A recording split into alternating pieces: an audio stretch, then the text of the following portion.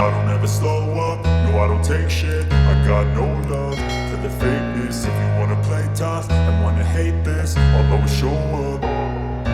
I don't. Ukraine updates. Russian forces claim to encircle Bakhmut. A Russian-installed official claims the eastern town of Bakhmut has been surrounded according to reports. Meanwhile, the EU is planning to train 30,000 Ukrainian troops.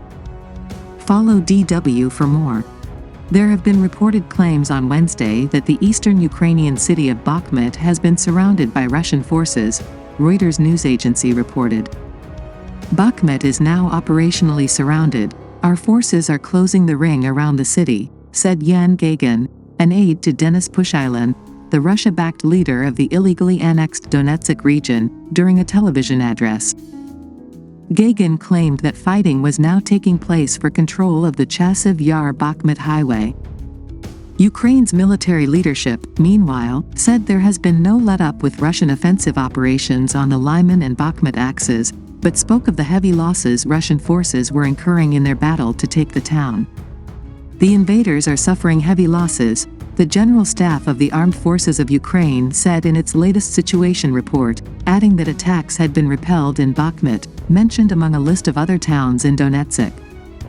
The city has been the scene of fierce fighting for months, with Russian forces and mercenaries from the Wagner Group locked in a grinding battle with Ukrainian forces. German Defense Minister urges replacement of Leopard 2 tanks. German Defense Minister Boris Pistorius said Germany is in desperate need of new Leopard 2 tanks to replace the ones being sent to Ukraine. For me, the crucial fact is that we have to order new tanks, not in a year, but swiftly, so that production can begin, Pistorius told journalists. Germany recently agreed to send Leopard 2 tanks after an enormous public pressure campaign. German Chancellor Olaf Scholz was initially hesitant to send the tanks, fearing that the war in Ukraine could escalate further. UK still deliberating fighter jet deliveries. The UK said it is still deliberating the idea of sending fighter jets to Ukraine. I've been involved with this for a long time. And I've learned two things. Never rule anything in and never rule anything out, UK Defence Secretary Ben Wallace told journalists regarding the possibility of sending fighter jets to Kyiv. This is not a solid decision, he continued. For now, I don't think that's the right approach. What's going to move this conflict this year is going to be the ability for Ukrainians to deploy Western armor against Russia. What they need now is armor and tanks, Wallace said of the Ukrainians. I think we'd have to be pretty sure that jets is going to be the next battle-winning requirement. But for now, I think we're focused on the tanks, the land battle. New U.S. sanctions target arms dealer proxies.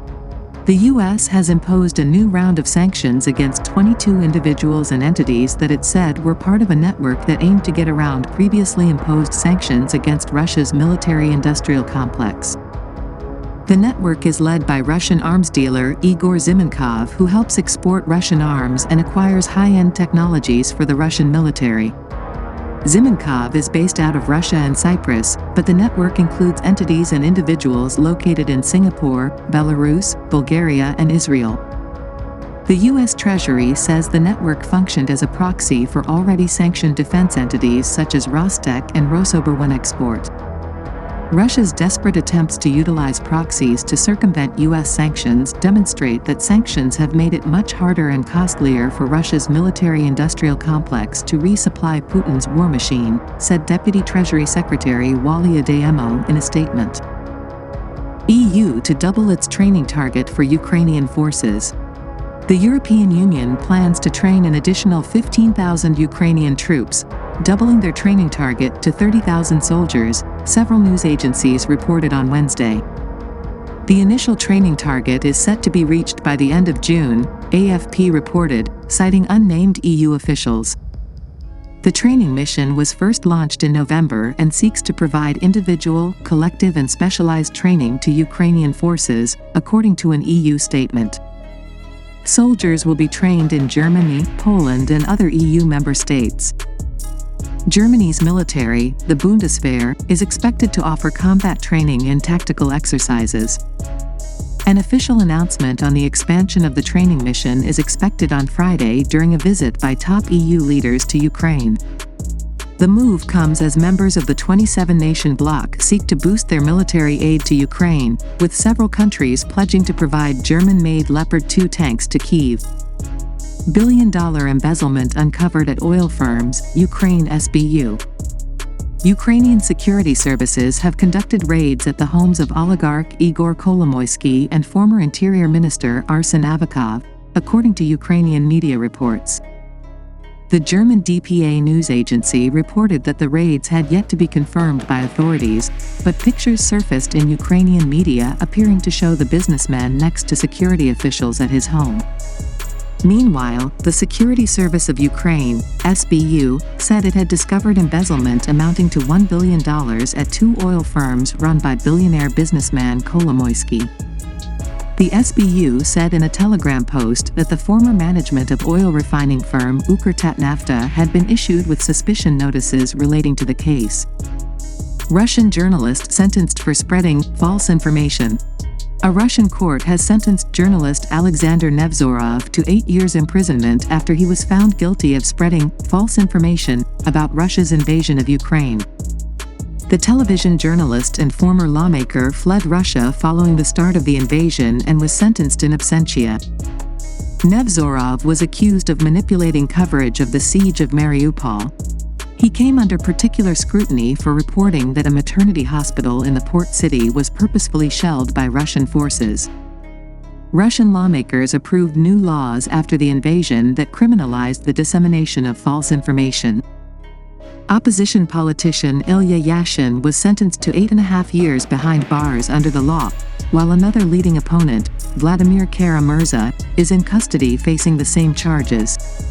Spain to send Leopard 2 tanks to Ukraine, report.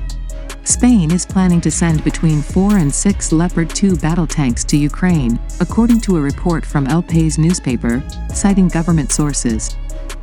The number of tanks being sent to Kyiv would depend on the condition of Leopards in storage and also on how many other countries would be supplying Ukraine, according to the report. There has been no immediate comment from Spain's defense ministry. A week ago, several countries pledged to send battle tanks to Ukraine to help fend off invading Russian forces, after continued requests from Ukraine's leadership. Ukraine looking to secure long-range missiles, aircraft. Ukraine's senior advisor in the presidency said that talks were underway to secure longer-range missiles and fighter aircraft to help in the fight against Russia's invasion. Each war stage requires certain weapons. Amassing RFs, Russia's reserves in the occupied territories require specifics from Ukraine and partners, advisor Mikhailo Podolyak posted on Twitter. So, 1. There is already a tank coalition. Logistics, training, supply. 2. There are already talks on longer-range missiles and attack aircraft supply, Podolyak said. The Kremlin meanwhile said that Western deliveries of long-range weapons to Ukraine would not change Russia's military objectives in Ukraine. This is a direct course to whipping up tension and to escalating the level of fighting. But again, it won't change the course of events, Kremlin spokesman Dmitry Peskov said in a response to a question about the possibility of the U.S. supplying missiles with long-range capabilities.